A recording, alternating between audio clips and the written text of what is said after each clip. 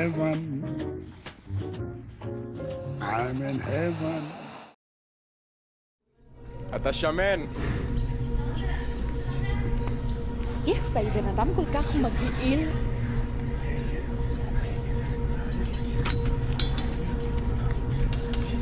היא הגמדה, היא המכוערת.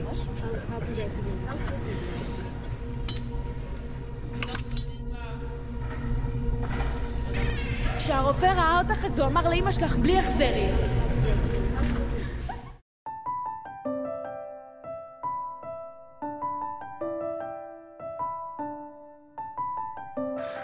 בהתחלה, כשתגובה ראשונה רעה, אז כאילו חשבתי שזה סתם איזשהו, כאילו, מישהו שמנסה לערער את ביטחוני, כי בכל זאת זו תגובה הראשונה שראיתי, וחשבתי שזה כאילו חד פעמי כזה, מישהו מנסה כאילו לצחוק או למשוך תשומת לב לזה, את התשומת לב שלי שאני אולי ארשום לו משהו, וכאילו זה היה עדיין תגובה ראשונה, אז לא ממש התרגשתי מזה. מה קורה פה? אני דניס, בן 14 מבת ים. הגובה שלי 1.85 מטר. תמיד צוחקים על הצחוק שלי בגלל שהוא נשמע כמו כלב ים.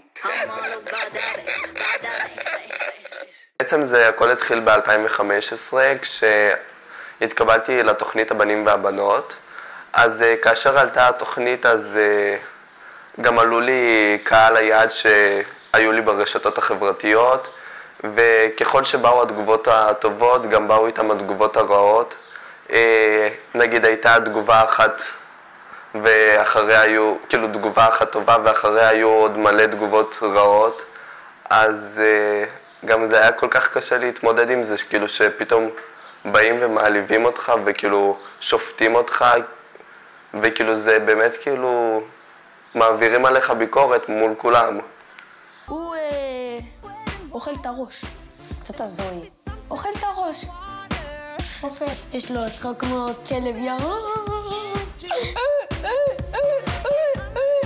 כל רגע, כל מילה שנייה.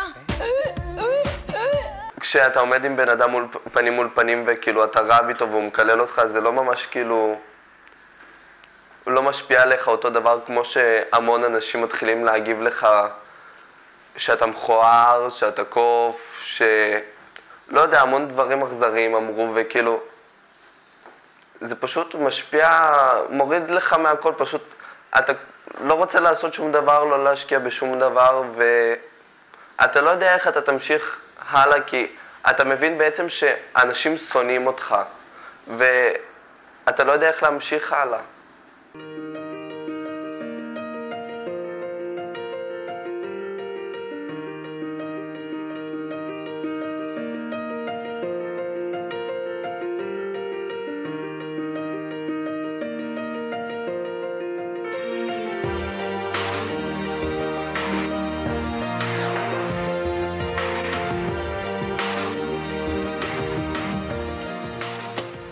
מתי זה קרה? כיתה ו' השנה. מי עשה לכם את זה? ילדים בשכבה. ילד אחד אז זכיתי במדליה, אז חשבתי שזה מצחיק, הוא שלח את זה לכולם בוואטסאפ, סקות הילד ההומו, אז זכה במדליה של חנונים, ואז פתחו עליי קבוצה בוואטסאפ לא מדברים מאור לעולם, ודפקו לי ברזל בראש ופתחו עליי דלת. ואצלי בנות מהכיתה שלי, וגם מהשכבה, הן לא ממש מחבבות ילדה, כאילו, ועשו עלה סוג של חרם, ואני הייתי עם הילדה הזאת, ומאז הם הפסיקו לדבר איתי, הם עשו ל"ג בעומר ולא הזמינו אותי, הם הרביצו לי בהפסקות, והם התחילו לצחוק עליי. שזה קרה, מי הבן אדם הראשון שדיברתם איתו? אמא. אתם סולחים לאותם ילדים שעשו לכם את זה? לא.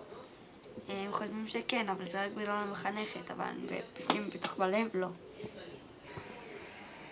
אם היום הייתם רואים אותם, שעושים להם שיימינג או בריונות, מה הייתם עושים?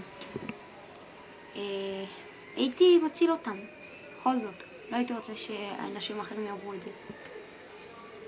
אני לא יודעת. כאילו, אני לא הייתי רוצה שהם היו עובדים את זה, מצד שני, כאילו הייתי איתם, אבל לא תמיד. יש לכם משהו לומר לאנשים שכרגע עושים שיימינג או בריונות? כן. שידעו שהם עושים את זה, זה אחרי זה כמו צלקת בלב, ואי אפשר לשכוח את זה. ואז זה כואב מאוד לילדים. ושידעו שכל פעם באיזשהו שלב בחיים, זה יקרה גם להם. לא משנה מתי אתה ואיפה אתה, תמיד יקרה לך את זה. יש לכם משהו לומר לילדים שכרגע עוברים שיימינג ובריונות? כן. שספרו את זה כל אחד שצריך שיטפלו בזה, ולא יפלו בבריונות. אף אחד לא צריך להתאבד ואף אחד לא צריך כלום. ושלא יחזרו להם, שידעו שהם עושים את זה סתם כי הם אוהבים להציק לילדים, ושיגידו להם את זה למחנכת. יש לכם משהו לומר למורים עצמם? כן, שהם לא צריכים להאשים את זה שנפגע, הם צריכים להאשים את זה שפוגע. שהם מההתחלה, מתחילת הדרך, הם צריכים כאילו כל יום, נגיד באיזה רבע שעה בבוקר, להתחיל להגיד להם, נגיד, כאילו להראות להם דוגמאות של שיימינג, או כל יום נגיד משהו אחר.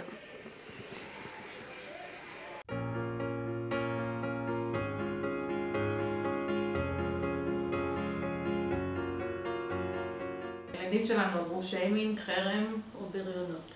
הם לא ממש אמרו שהם עברו שיימינג, את רואה את זה בעצמך, עם כל המסביב שהיא אומרת, אני שמעתי שהזמינו, שעשו, אני לא, אותי כן, אף אחד לא רוצה לשחק איתי בהפסקה, אין לי אף אחד איתי, כשאני באה לקבוצה אז כולם מתרחקים ממני, כשאני יורדת למשמרות אז משאירים אותי עם הבנים, אף בת לא רוצה להיות איתי. ודברים כאלו, וכאמא מהצד נורא קשה לראות את הבת שלך, שאת לא יודעת איך קרה הדבר, שהיא לא נמצאת בחברה יחד עם כולם.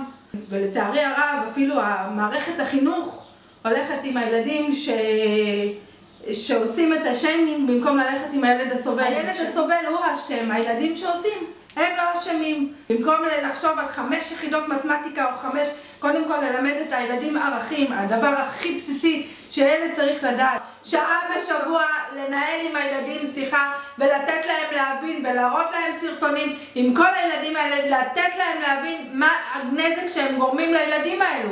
אף אחד לא מבין את זה, רק הילדים שעוברים את זה בעצמם מבינים את הדבר, וההורים והמשפחה כמובן שהילדים נמצאים בה.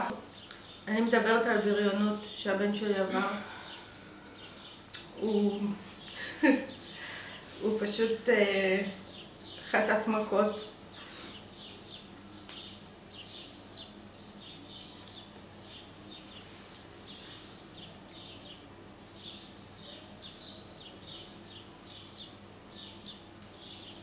אני בתור אמא לא יכולת לסבול את זה. בעלי רצה בית ספר, ערב את הסגנית מנהל. אני התקשרתי להורים, הם צרחו עליי כאילו אני אשמה. הילד שלי חטף מכות והוא גם כן אשם. אין שום דבר במדינה הזאת שעוצר את כל הבריונות, את כל השיימינג. אני לא מבינה את הקטע הזה, אני לא מבינה איפה הבתי ספר, תטמיעו, תביאו אנשים במיוחד שיטמיעו, תעשו שעה בשבוע על הדבר הזה. הם לא מבינים שלילדים שלנו זה פצע לכל החיים.